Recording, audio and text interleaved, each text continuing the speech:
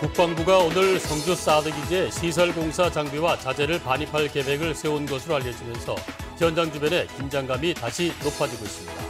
대구은행 박인규 전 행장이 수사가 시작된 지 8개월 만인 오늘 검찰에 출두합니다. 불특정 다수로부터 자금을 조달받는 크라우드 펀딩이 지역 창업기업들의 부족한 돈과 홍보를 해결하면서 주목받고 있습니다. 포항 시민의 식수원인 형산강이 불법과 탈법으로 오염되면서 몸살을 겪고 있습니다. 여러분 주말 휴일 잘 보내셨습니까? 4월 23일 월요일 아침 대구 MBC 뉴스투데이입니다. 지난주에는 낮 기온이 30도까지 오르더니 오늘 아침 출근길 비바람 영향 때문인가요? 기온이 많이 떨어졌어요? 네, 날이 서늘해지고 내일까지 비가 내린다고 하는데요. 피해 없도록 주의하셔야겠습니다. 김명은 기상캐스터가 자세한 날씨 전해드립니다. 네, 언제 초여름 더위가 왔었냐는 듯 어제부터 날이 다시 쌀쌀해졌습니다. 우리 지역 오늘은 평년을 밑도는 날씨가 예상되는데요. 아침 기온 대구 9도, 안동 10도로 출발하고 있고 낮 최고 기온은 대구 13도, 안동 12도로 아침과 기온차가 크지 않겠습니다. 찬바람이 강하게 불면서 체감 온도는 더욱 낮으니까요. 옷차림에 신경 쓰시기 바랍니다. 또한 우리 지역 현재 비가 내리고 있습니다. 어젯밤 산발적으로 시작된 비는 내일 오후까지 계속되겠는데요. 대구와 경북의 예상 강수량은 20에서 50mm, 경북 동해안 지역은 최고 80mm로 천둥번개 치는 곳도 있겠습니다. 다시 찾아온 봄비에 피해 없도록 각별히 유의하시기 바랍니다. 이번 주는 내일 오전까지 비와 함께 쌀쌀함이 이어지겠고요. 이후에는 다시 낮 기온 20도를 웃돌겠습니다. 날씨 정보였습니다. 어젯밤 경북 성주군 사드 기지 앞에서 사드 반대 단체와 주민, 경찰이 다시 충돌했습니다. 밤샘 대치가 이어진 가운데 오늘 아침 경찰이 해산 작전에 들어갈 것으로 보여 물리적 충돌이 우려됩니다. 현장에 나가 있는 취재 기자 연결해서 자세한 소식을 알아보겠습니다. 박재현 기자, 현재 그곳 상황 전해주시죠. 네, 저는 지금 경북 성주군 소송리 사드 기지 앞에 나와 있습니다. 보시는 것처럼 경찰이 사드 기지로 가는 통로인 진박교를 잔뜩 에워싸고 있습니다. 경찰은 둘러싸인 사드 반대단체와 주민들은 사드 반대를 연신 외치고 있습니다. 그야말로 일촉즉발의 긴장감이 흐르고 있는 가운데 경찰은 오늘 아침 해산 작전에 돌입할 것으로 보입니다. 경찰은 어제 저녁 6시 40분 경찰 병력을 전격 투입했습니다.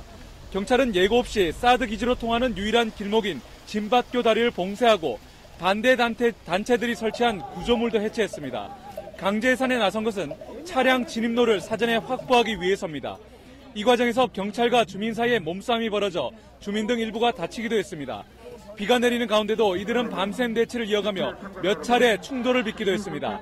진박교 인근의 보수단체 회원이 난입해 충돌이 일어나는 불상사가 일어나기도 했습니다. 지난 12일 장비와 자재 반입에 실패한 국방부는 주민들과의 대화에도 진전이 없자 오는 27일로 예정된 남북 정상회담 이전에 자재를 반입하겠다는 방침을 세운 것으로 알려졌습니다. 주민과 사드 반대단체, 국방부가 대화에 실패하면서 공권력 투입으로 인한 물리적 충돌이 우려됩니다. 지금까지 경북 성주군 소송리 사드 기지 앞에서 MBC 뉴스 박재영입니다. 대구은행 채용 비리와 비자금 조성 혐의를 받고 있는 박인규 전 대구은행장이 오늘 검찰에 출두합니다. 자세한 소식을 윤태호 기자가 전합니다.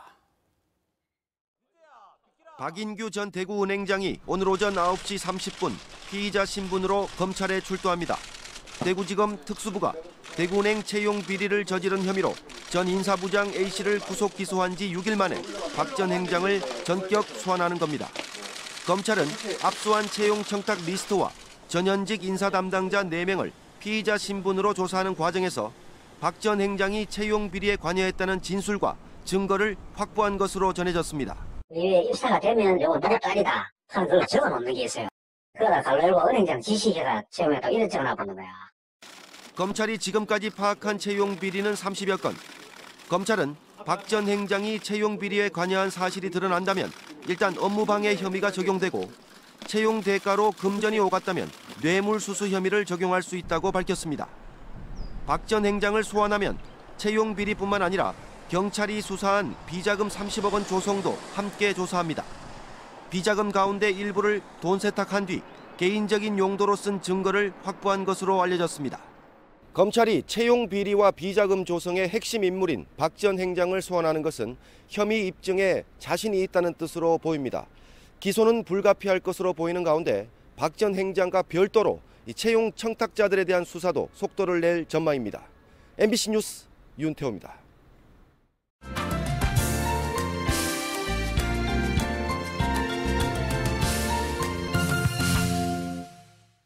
MBC 네트워크가 함께합니다. 광주은행의 고위 임원이 지난 2015년에 친딸의 최종 면접에 면접위원으로 참여한 일이 적발돼서 검찰 수사가 진행되고 있는데요.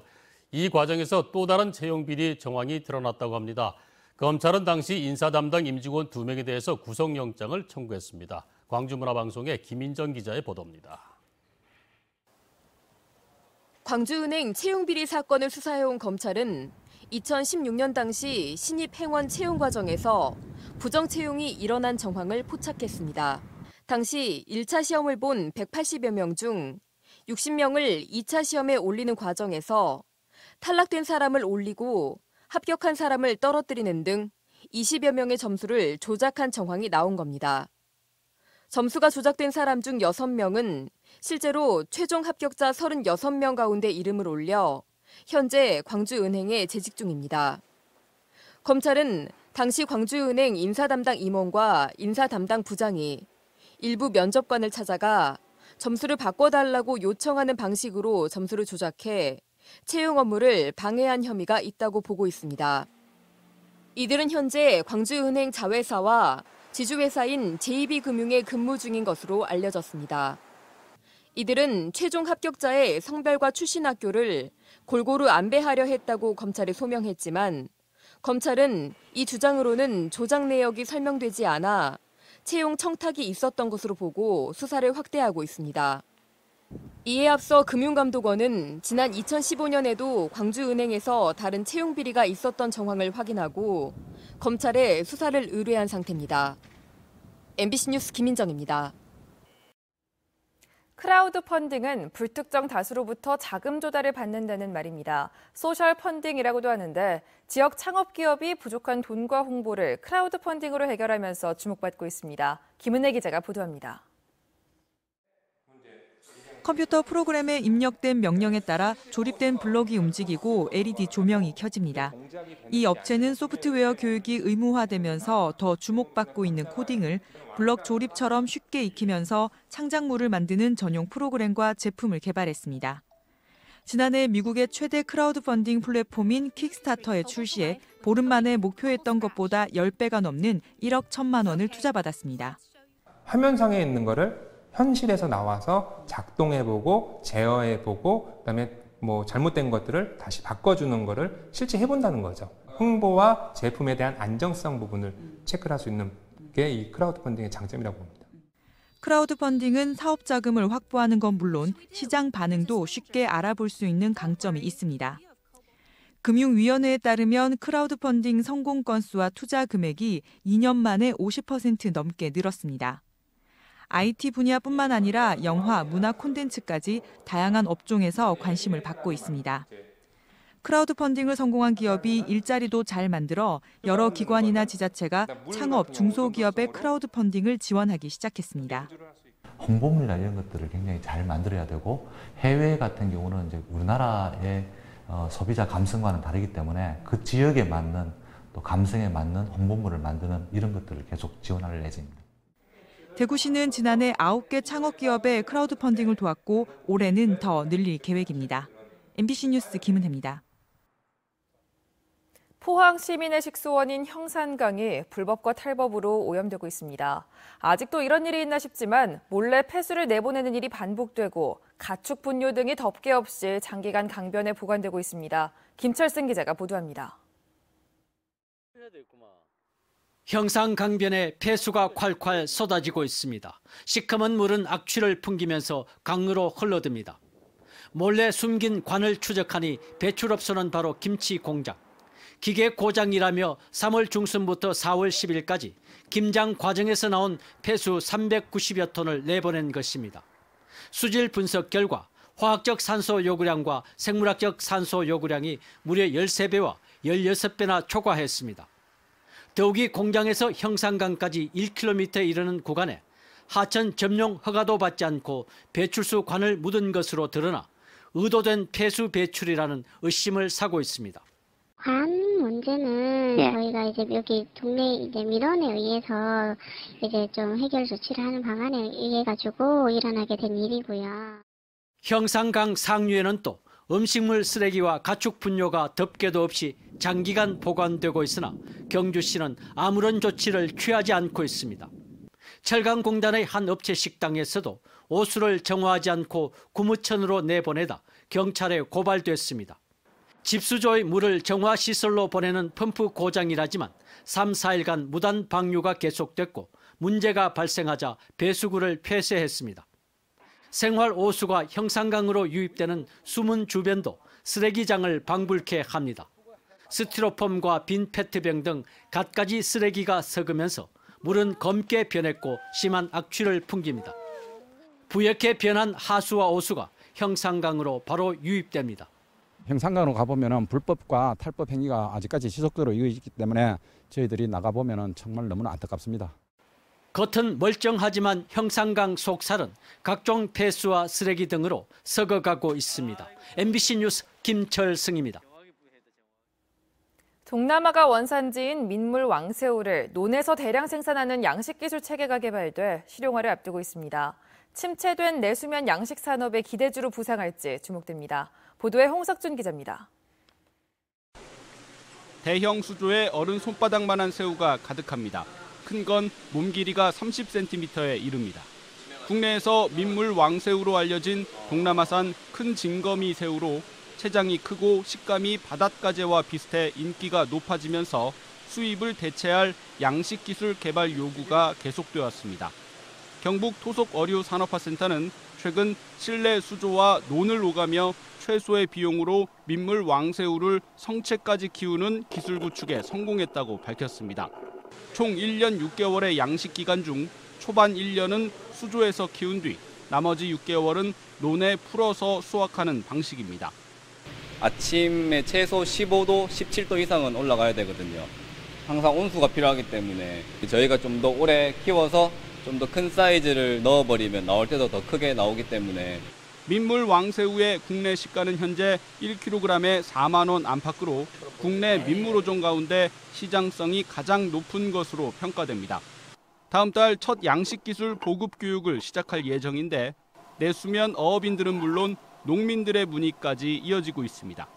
다양한 형태로 소비가 될 수 있도록 웰빙 식품 개발, 낚시 레저용, 관상용으로도 다양하게 연구를 통해서 새로운 소득원으로 각광을 받을 수 있도록.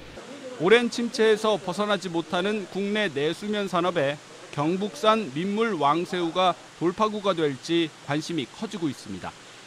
MBC 뉴스 홍석준입니다.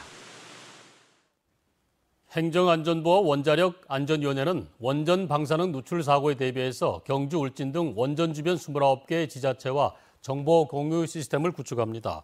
이에 따라 원전 주변 지자체들은 원전 가동 상태와 환경 방사선 정보 등을 실시간으로 공유하고 사고가 났을 때는 방사능 누출 범위와 주민 대피 등 관련 정보를 실시간으로 제공받게 됩니다. 최근 도시 농업에 대한 관심이 많아지자 대구시는 시민들에게 도시 텃밭을 공급하기 위해 수성구 고모동과 달성군 다사업 죽곡리에 공영 도시 농업 농장 2곳을 만들어 분양합니다. 대구 시민이나 대구에 있는 직장을 다니는 사람이면 누구나 신청이 가능하고 한 가구에 17.5제곱미터 면적 1개 구역의 텃밭이 분양됩니다. 분양받은 텃밭은 올해 12월까지 농사를 지을 수 있고 분양 가격은 한 구역에 4만 원입니다. 미세먼지를 줄이기 위해서 학교에 공기청정기를 설치하는 사업이 확대 추진됩니다. 대구교육청은 공기청정기가 설치되지 않은 유치원과 특수학교, 초등학교 1학년에서 3학년 교실 전체에 공기청정기를 설치하기 위해 43억 원의 추경 예산을 편성해 대구시 의회에 심의를 요청했습니다. 미세먼지를 피해 실내에서 체육활동을 할 때 필요한 강당을 짓기 위한 예산 105억 원도 함께 편성했습니다. 현재 대구 지역 유치원, 초, 중, 고등학교 800여 개교 가운데 45%인 368개교에는 공기정화장치가 설치되어 있습니다. 포스코가 중국에 솔루션 마케팅 센터를 설립하고 자동차 강판과 고급강 판매 확대를 위한 시장 선점에 나섰습니다. 포스코 중국 솔루션 마케팅 센터는 고급 철강제의 신속한 공급과 제품 서비스, 현지 생산 가공 판매 법인과의 협력 체계 구축 업무를 담당하게 됩니다. 중국은 세계 최대 자동차 생산 판매국으로 2020년에는 자동차가 3,400만 대로 예상되며 글로벌 시장의 핵심 거점이 되고 있습니다. 한편 포스코는 해외 고급 철강제 시장을 선점하기 위해 지난 2월 베트남에 해외 첫 솔루션 마케팅 센터를 설립한 바 있습니다. 경북 지역 낡은 소규모 아파트에 대한 정비 사업이 시작됩니다. 경상북도는 준공한 지 10년이 지난 300가구 미만인 아파트 24개 단지에 6억 8천만 원을 들여 정비 사업을 실시합니다. 아파트 단지 안에 어린이 놀이터와 경로당, CCTV, 도로와 같은 부대 복리시설이 정비 대상입니다. 포항지방해양수산청은 선박이 안전하게 항해할 수 있도록 경북 동해안 연안의 사설 항로 표지 관리 실태 점검에 나섭니다. 사설 항로 표지는 해양수산부 장관의 허가를 받아 국가가 아닌 개인이 설치하는 항로 표지로 경북에서는 모두 117개가 설치돼 있습니다. 해수청은 이번에 등대 장비의 정상 작동 여부도 함께 점검할 계획입니다.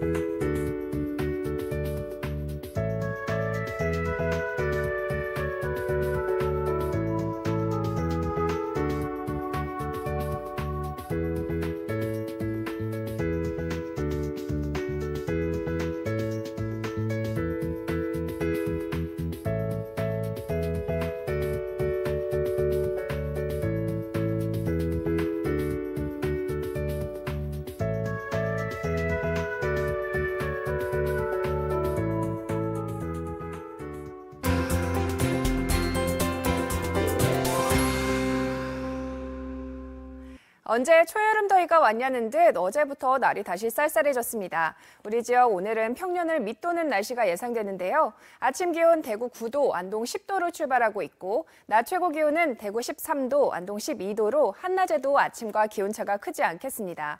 찬바람이 강하게 불면서 체감온도는 더욱 낮으니까요. 옷차림에 신경 쓰시기 바랍니다. 또한 현재 우리 지역 비가 내리고 있습니다. 어젯밤 산발적으로 시작된 비는 내일까지 계속되겠는데요. 대구와 경북의 예상 강수량은 20에서 50mm, 경북 동해안 지역은 최고 80mm로 천둥번개 치는 곳도 있겠습니다. 다시 찾아온 봄비에 피해 없도록 각별히 이해하시기 바랍니다. 위성 영상 보시면 오늘은 서해상에서 남동 지나는 기압골의 영향을 받아 우리 지역 하루 종일 흐리고 또 비가 내리겠습니다. 자세한 지역별 날씨입니다. 대구 현재 기온 9도, 영천 10도로 출발합니다. 낮 기온은 대구와 영천 13도로 종일 서늘하겠습니다. 문경의 이 시각 기온 9도, 구미 11도로 시작하고요. 낮 최고 기온은 문경 11도, 구미 14도 예상됩니다. 안동의 아침 기온 10도, 봉화도 10도로 출발하고 있습니다. 낮에는 안동 12도, 봉화 9도로 10도 안팎의 기온을 보이겠습니다. 포항의 현재 기온 11도, 낮 기온 13도 예상되고요. 바다의 물결은 최고 4m로 높게 일겠습니다. 이번 주는 내일까지 비와 함께 서늘함이 이어지겠고요. 그 이후로는 낮 기온 다시 20도를 웃돌겠습니다. 날씨 정보였습니다.